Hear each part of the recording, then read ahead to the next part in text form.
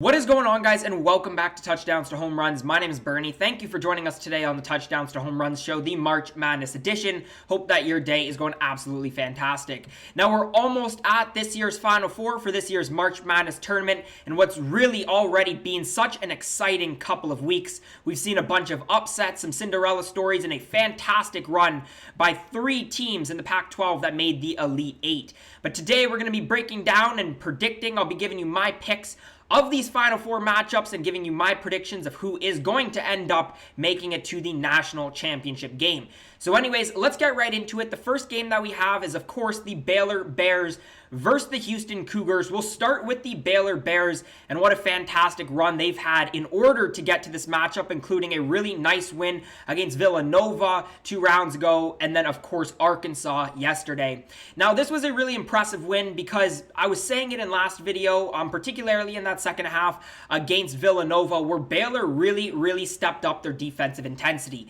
Now, Baylor is a team that's ranked inside the top 10 in the country in both adjusted offense and adjusted defense. But after they sort of had their delay, after getting hit by the virus, their defensive intensity sort of went down. And if you look sort of at some of their games in their conference tournament, really looking at that loss against Oklahoma State, they weren't really solid defensively like we saw them at the beginning part of the season. But in the second half against Villanova and against a very solid offensive team in Arkansas, Baylor stepped it up. They were really solid defensively against, again, a team who's one of the fastest teams in the country in terms of tempo. One of the best teams in scoring inside, held them to 72 points, which is really impressive. And of course, Baylor is really solid defensively. But I mean, this game went really the way that you thought it would go. I think when you look at Arkansas, of course, 6 of their past 7 wins, I think it was, to end the season, they were down by double digits. You knew with Baylor and how talented they are really on both sides of the ball that they weren't going to be able to do that. And they went down a ton in the first half, just couldn't crawl all the way back. But you look at Baylor, right, of course, top 10 team in terms of offense and defense. You've got Jared Butler, Maceo Teague, was great in that Arkansas game with 22 points. Mitchell as well, they got some size. They're a really well-coached team, of course, after a great season and a very talented Big 12. It's not going to be easy, though, against Houston, who comes off a pretty impressive win again against Oregon State, only a number 12 seed, but of course Houston is the first team in history to make the Final Four facing all double-digit seeds. But this Oregon State team was really hot. They made the Elite Eight for a reason. They won their conference tournament.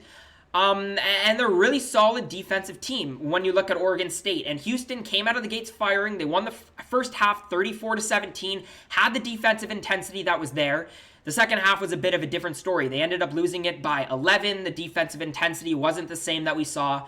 We really saw two different Houston teams, which is the way that we've seen them sort of over the course of this entire tournament. We saw the similar thing against Rutgers, where it took a late push in order for Houston to end up taking that game. But you still look at Houston, and a lot like Baylor, they're a really solid team, both sides of the basketball. Obviously, they got Sasser, they got Grimes. They're a really deep team. They can score the ball, even though they only scored 67 points yesterday. And of course, that defense is really suffocating when they're clicking as well. Because Oregon State, even though they're not a fantastic offensive team, they have put up, north of 70, even into the 80 points several times down the stretch of the season. So a really solid defensive performance, especially in the first half by Houston. Now this game, Baylor, of course, is opening as the favorites. They opened up as 5-point favorites, minus 210 on the money line, over-under as 135.5.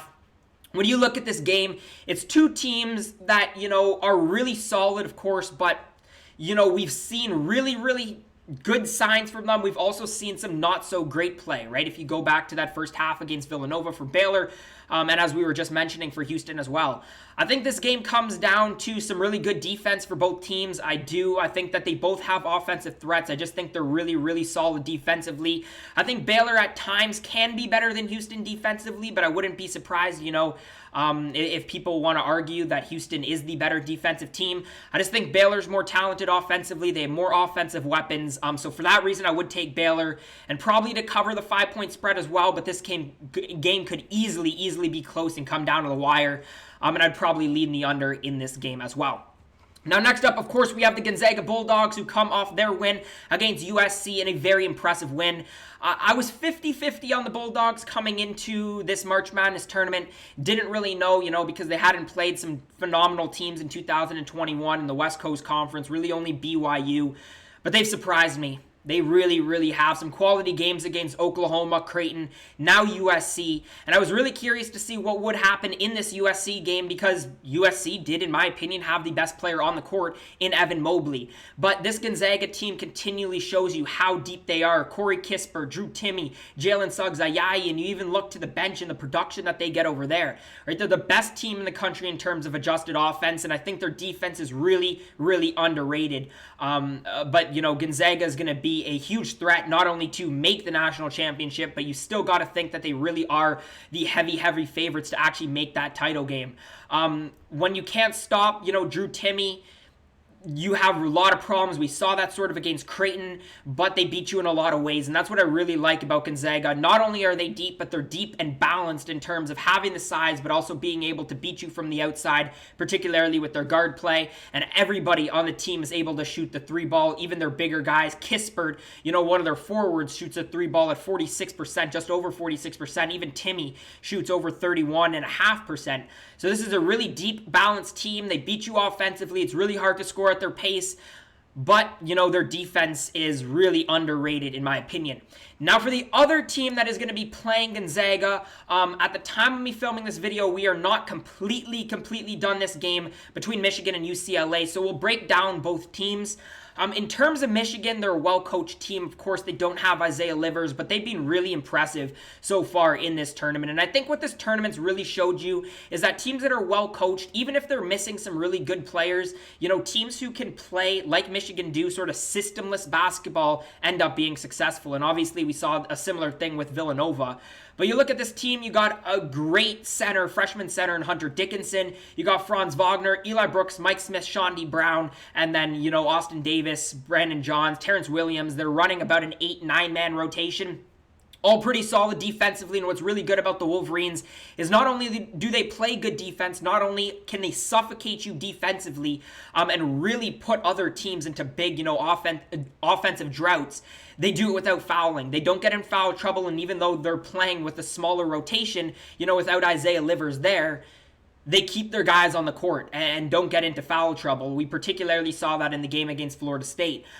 You look at Michigan and the way that they match up against Gonzaga, and it's really tough to see them beating Gonzaga without Isaiah Livers, just because, even though they haven't looked it so far, they can look out of sync offensively and particularly defensively as well. But you look in the matchup against Gonzaga, and again, Hunter Dickinson, who's really stifled some of the bigger people, bigger, really more quality big men, I think, for some of the Big Ten teams, could potentially do that. And I think that Michigan does have the defense to make this a closer game, and at least try to a bit dull down the offense at Gonzaga. But of course, even though I'm a Michigan fan, I would take Gonzaga here. And then you look on the flip side in a very talented UCLA team, and if this is the end of the road for UCLA, what a job the Pac-12 has done. And UCLA having to play in the play-in game against Michigan State and then, really stepping it up defensively, it is so impressive. And of course, you're led by mostly guards.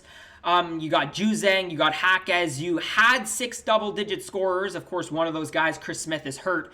But they're a good scoring team. They've stepped it up defensively. They got great guard play, but a lot of different people who can score. They shoot the three ball fairly well. They can get to the free throw line. They shoot well overall. This is a really talented team.